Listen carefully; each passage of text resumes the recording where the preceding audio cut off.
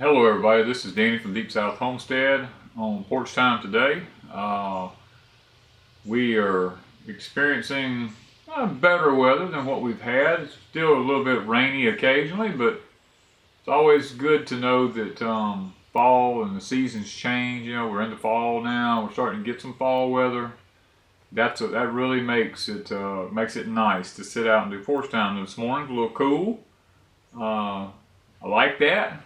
We haven't had that, so we're going to take advantage of what God has blessed us with here. Today I was going to talk about, and guys, I look at y'all's comments. Let me say that. I look at a lot of the comments. I answer what I have time to answer. I read all of them.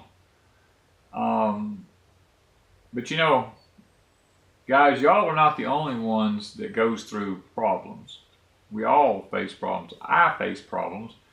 And just like I said in my last porch time, a lot of the times when I do porch time, it's about something that I'm facing myself. And it makes it a little bit easier for me to talk about if it's something that I'm going through. And plus it actually, I don't know how the correct way to phrase it would be, but it actually helps me to actually talk about it.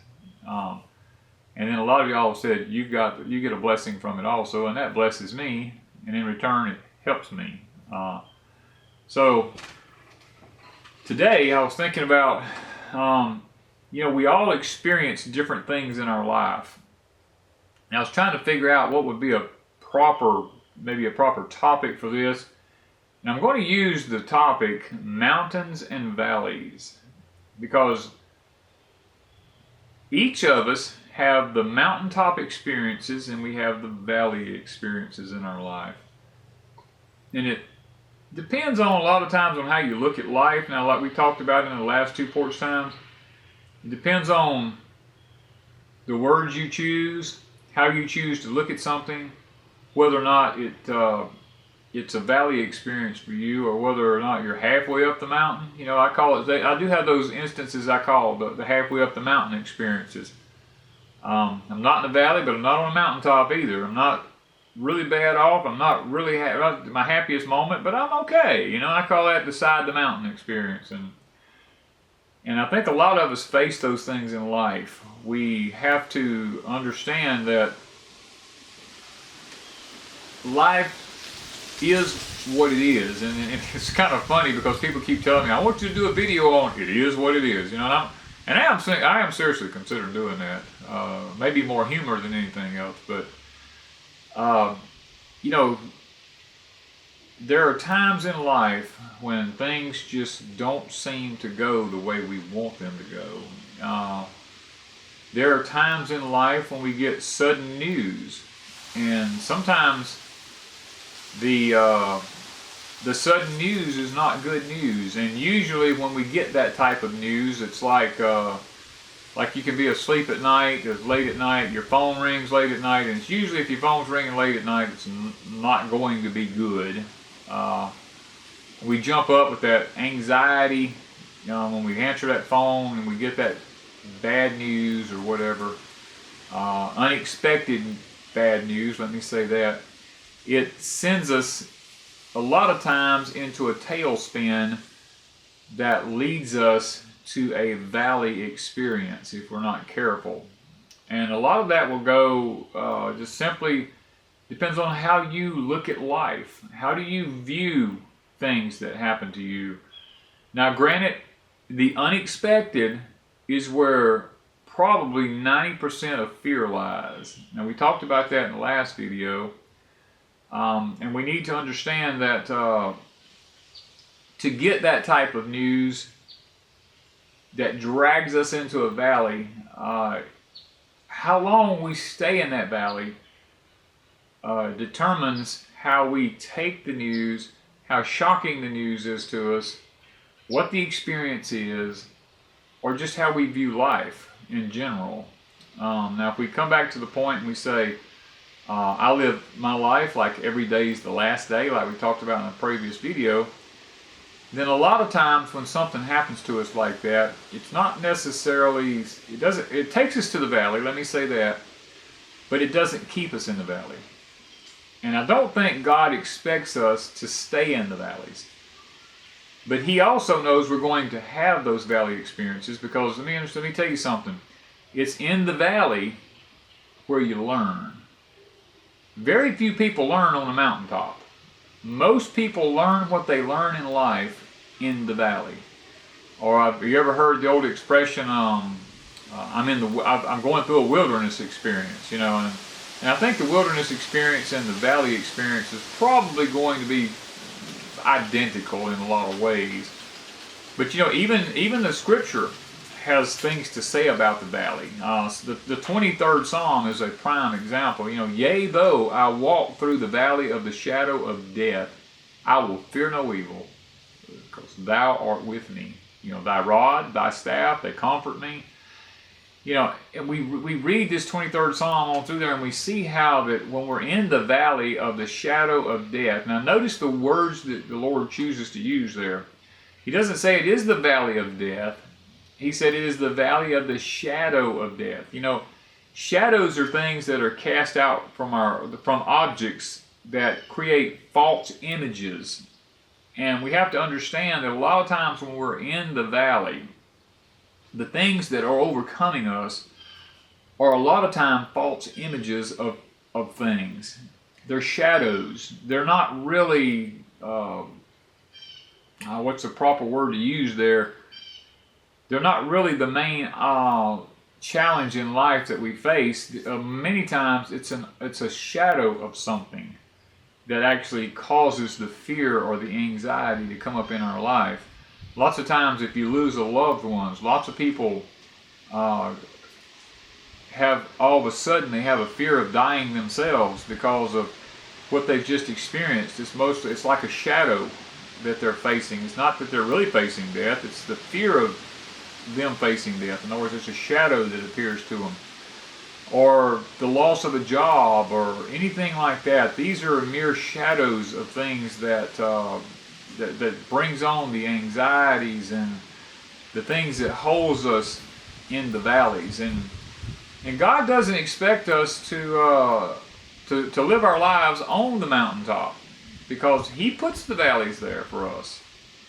And how we react in the valley and what we learn while we're in the valley determines a lot to do with how we live our lives. We can live our lives with a positive attitude, or we can live our lives with a negative attitude.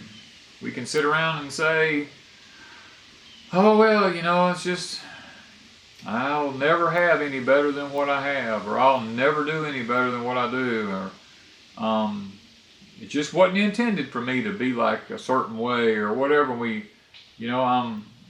I'm always going to be sickly, or I'm always going to be this. And we go ahead and we speak these bad things upon ourselves while we're in the valley.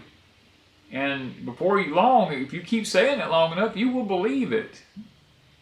And I think a lot of times when we're in the valleys, we drag our own selves down. And that is a lot of the problems that I see with a lot of people today. Even when I used to counsel with different ones, I found out that a lot of times just a good positive reinforcement when someone was in a valley is all it took to get them out. They just needed to see the positive side of something. And as I would talk to them about what they experienced while they were in the valley, and I'd say, well, have you thought about this aspect, or have you thought about that aspect of it? And they'd go, well, no, I haven't. I said, well, that would be a positive aspect of what happened to you while you were in this valley. And usually after one or two talks with them, they would be fine. And, you know, and they would thank me for having pointed out the positive things, because it's things that just they completely overlooked.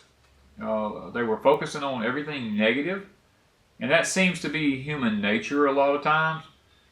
But once again, mountaintop experiences and valley experiences, a lot of how they're dealt with will basically depend on your basic temperament. Now, we all have there are 4 basic temperaments that are spoken of.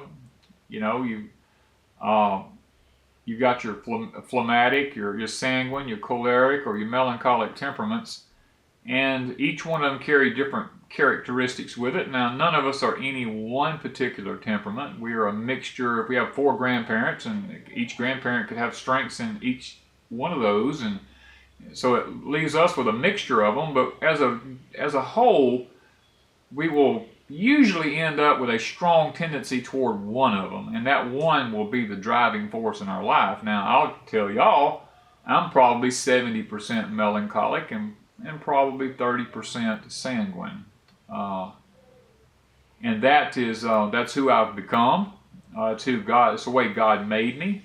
Now, temperaments can be changed. The Apostle Paul in the Bible was a choleric temperament. It was a strong choleric temperament. He went about, he murdered people, especially the Christian people. He had them beheaded, burned at the stake, whatever, however he done it. He had it done that way, but then when God struck him down on the road to Damascus, his love for the Bible and the love for God's people was just as strong, and that choleric temperament turned around and actually become more of a benefit to him rather than being something negative to him. You know, choleric temperaments are said to be, the people who have choleric temperaments are said to be very successful people. They're usually hot-headed. Peter in the Bible was another example. He was a choleric temperament. When the Roman soldier came after Jesus, he drew his sword out and whacked off his ear, and because of his rapid impulse, his anger side of him. We see him throughout Scripture, when Christ was crucified, and after that he says, I said, Peter, what are you doing? I'm going fishing. He just straight out, that's what he did. But we see at the very end, Christ looked at Peter and he said, Peter, upon you I will build my church. You're the rock. In other words, you're the foundation here that I'm talking about, Peter. That I want to build my church. You're the one I want to build my church. And we see that that's simply because Peter was a choleric temperament, and choleric temperaments are extremely successful people, and they're very hard-working people. And I can go on and on. The phlegmatic, Abraham was a typical phlegmatic. They don't want to be in the limelight. They want to kind of be in the background, not being seen, and quiet, not very outspoken people. And your sanguine temperaments are the people who are usually the life of a party. They run at things blindly. They never look to see what the consequences are of anything. They just, they're rapid impulse. Let's just do this, and they jump into a project, never know that, without ever really doing much research into it. And then you get your melancholic temperaments that are a lot like me. They're very analytical, very prone to depression and anxiety. They're said to be genius prone. When they get in one of their moments of wanting to do something, there's nothing better for them. They will accomplish a task and it will be perfect when they get through with it.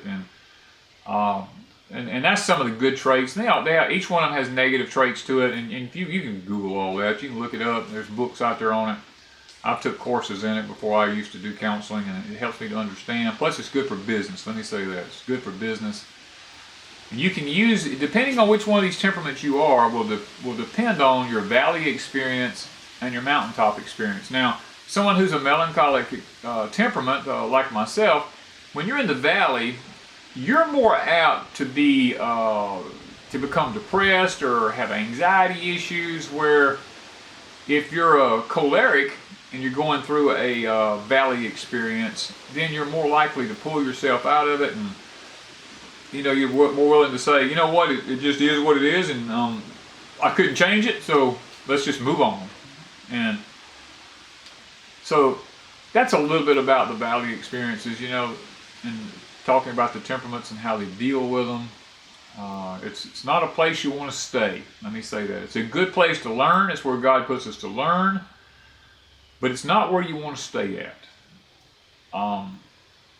We talk about mountaintop experiences. Now, mountaintop experiences are great. That's like a utopia for everybody, to have a mountaintop experience, and Elijah was one of them. When he was up on Mount Carmel, he called fire down from heaven, consumed an altar, consumed the water that was poured on the altar, and then turned around and killed 600 of Baal's prophets. And then right after that, Jezebel come after him, and he got scared, and because of his temperament, he ran off into the wilderness and hid. You know, he had a mountaintop experience for just a little while, but then because of his temperament, he ran off and hid and sit in a cave, and he cried, "Oh, I must be the only one left." And God said, "No, there's 7,000 more out there that haven't bowed a knee down to me yet. You know, get out of here." And that's just paraphrasing it. Now, there's a little bit more that happened than that, but the mountaintop experiences are a place we like to be, but it's also another place we don't want to be all the time, because very little is learned on a mountaintop experience. Usually when we're in a mountaintop experience, we have no need for God because everything's going well for us and we think we've got it all under control. And it's one of those places that we strive to all try to get there. It's one of those places that when you do something and it ends up turning out real good for you, like maybe do a business deal and you make a lot of money, or you know, your baby's born, you buy a new home, you buy a new vehicle, you know, you have animals born, and you're all excited. You have these mountaintop experiences, and they don't last. It's like a new vehicle. When the new wears off, it is what it is. It's gone. It's just a vehicle after that. When you get that first little ding in it, it's like, oh well, you know, not new anymore. Or you buy that new home, and you know, after you've had it for a little while, it just comes home. It's not anything that you don't run around trying to tell everybody, and you know, I've got this new home and all this kind of stuff anymore. And you know, the mountaintop experiences don't last. The place you want to be in life is, I call it, the side of the mountain. You're away from the valley. You're not quite to the top of up there, but you're at a point in life where you're leveled off, and you're happy, but you're not sad. You can be happier, you think, but you say, "Well, I'm okay where I'm at. You know, I'm good. It's good." And you're not drugged down with the valley, and you're not overwhelmed with joy and emotions by the mountaintop. So the side of the mountains where I tell people, that's where I'd like to see people at when I was counseling with them. Let's just try to get on the side of the mountain, because that's where everything flows at. It seems to be good. There's no ups and downs. You're just on a flat level line there. And that makes life a lot easier to live, because routine can set in. You get where you're more on schedule there with things, and you tend to be happier on the side of the mountain than you are on the very peak of it and on the very bottom of it. Because see, when you're having your mountaintop experience, you're always, and this tends to be human nature, you're always thinking, "Wow, I'm going to be here forever." And then the next thing you know, one day later, you're in the valley. You know, and you sit there and you look at yourself and you go, "What did I do wrong? I must have done something wrong. Is it me?" You know, there's thousands of questions I've heard people ask, you know, about those type mountaintop experiences when they go bad. They're like, "What happened? Does God hate me? Does God have a problem with me? You know, what did I do wrong? Did I sin? Was I not faithful in something?" And people have all these, there's just hundreds of excuses that people come up with as to why they're not on the mountaintop anymore. Well, it's not meant to be there all the time. The side of the mountain is where you want to end up at. And that's one reason I was thinking about this video. And this video has a lot to do with a lot of the comments that I read, and some private messages that was sent to me, and some different people that I actually talked personally with, who's actually going through some things in life. You know, I go through things in life just like y'all do. I have my things in life I like. I have my things in life I don't like. And it seems like lots of here lately, a lot of things is overwhelming to me, and I have to reel myself back in and say, you know, I got to start like a mule. I got to put my blinders on so that I'm not distracted by outside things. I kind of got to get focused back on what I'm doing, and realize that that life is only lived once, and we need to come to grips with where we are and try to make the best of where we are at the moment, because it can change. It can change in a moment's notice. There's no guarantees with life. Today we can be, I can be on a mountaintop today, and tomorrow I can be in the valley.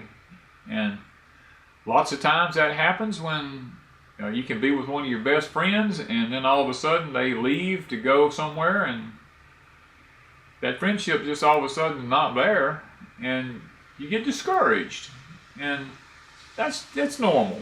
That's nothing that's not normal. It shouldn't be taken as something that's out of the ordinary. Because lots of times, I know used to in counseling, people, some of the things that people would come in about would be things that really were just everyday life. And they were trying to blow them up and make more of them than what they were. And if we're not careful, lots of times we set goals for ourselves, and sometimes these goals, I hate to say it, but sometimes they're not attainable for us. They're dreams, and we're always fighting to get there, and if we're not careful, we're just not realistic about them, and it's not meant for us to be there. And we just got to kind of reel ourselves back in and say, you know what, God, what is your will for my life? This is what I would like. But lots of times, what we want and what God wants are two different things. I know I was looking at a place up in central Mississippi several years ago. I had a fantastic deal on a pile of land and a brick home, a huge shop, a creek, and lots of timber. It was a big parcel of land, and I could get it for a fairly decent price. I could have afforded it. And right at the last minute, the man just backed out on me. And I was so discouraged. I just went I went from a mountaintop experience, like thinking, I'm fixing to have this. This is going to be my new home. This is where I'm going to be living at. I'm going to sell everything here where Deep South is. I'm going to be gone, and I'll be able to have tons more land, And when God stopped it, I was so discouraged. I didn't know what to do. I was like, why, Lord, why did this have to happen to me? What did I do wrong? Did I miss you somewhere? And all this kind of stuff. But then, a few years later, my wife died. And I'd have been stuck off in central Mississippi up there, away from everybody that I knew. And I'd have just been by myself. And then I started having all kind of physical issues after that. And I'd have been up there by myself with all these physical issues with no help, no way to do anything. And now I look back and I go, you know what, God, you knew what was best in my life. And that sadness, or that valley that I was in, went away from that, wanting all that, because God knew it's not what was best for me. And now I'm perfectly content where I'm at. Everything's good. Don't have any problems. Not that can't be dealt with. They're more or less challenges for me now, and they're not really problems. And so I've learned to look at it differently, and I've learned to live with what God has given me, and I've learned to make it happy. I'm in a happy place, And now, does everything go like I like? No. And I don't think there's a living person on the face of the earth that can say everything in life is what they want, and that they're completely satisfied with everything. Because there's always going to be those places in our life that we want to improve, or that necessarily we think don't fit us too well. And I'm no different. There's lots of things that just I don't like, and there's lots of things that I do like. It's just, as a human being, we have to learn to live with the things that God has given us, and we have to accept them. We always want to have more. We always want to do better. But if it's not meant for us to be there, then we have to accept that and to move on. And that's where we're not in the valley, we're not on the mountaintop, we're on the side of the mountain. That's where we want to be at. We want to make our life be just as level and just as plain, and yet be enjoyable, not be sad, not be overwhelmed at the top. But you see, the one thing about being at the top, we forget, the top allows us to be able to see vast areas. We can see good from the mountaintop. But the problem is when we get on the mountaintop, we see so much that while we're there, we forget who allowed us to be there. And when we forget who allowed us to be there, then we tend to get in the flesh and we tend to forget about God Himself because we feel like, well, I got myself here and I'm going to be okay, and we don't realize that one step over the edge and we're going to tumble down the hill and be right back in that valley again. So guys, I'm not going to keep going on porch time today. I've got tons of things I've got to do out here.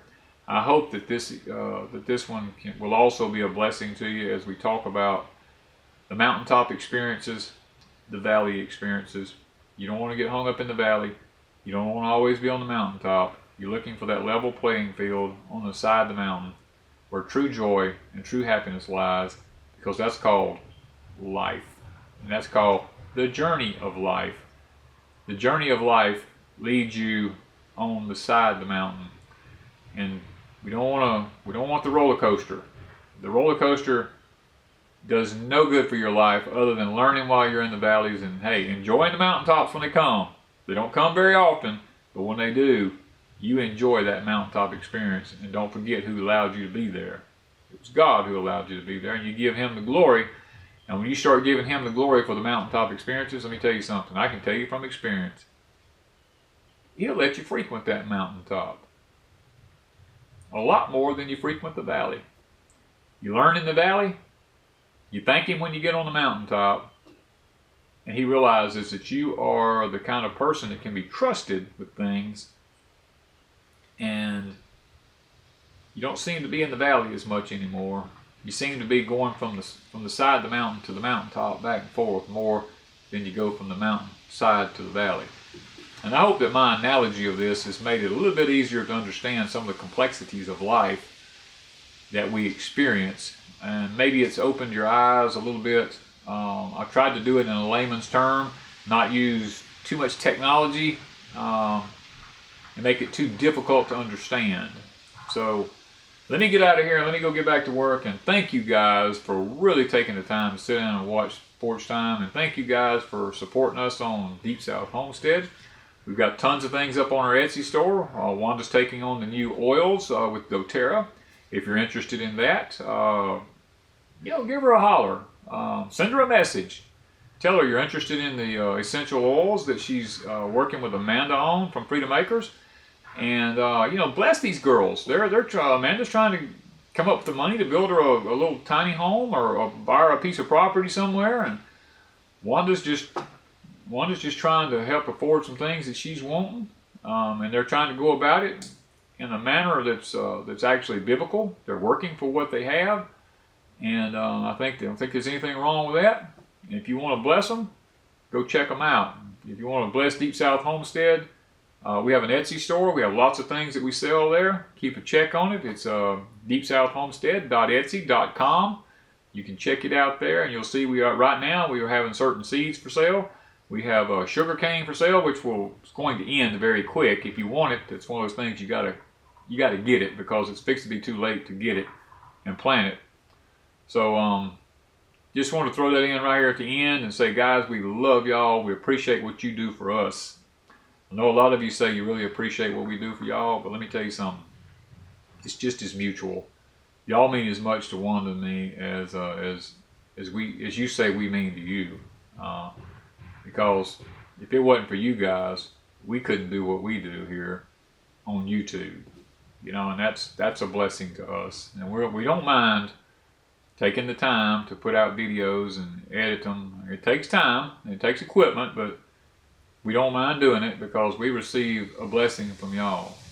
And with that being said, thank you guys for watching Porch Time today, and y'all have a blessed day. Thank you from Deep South Homestead.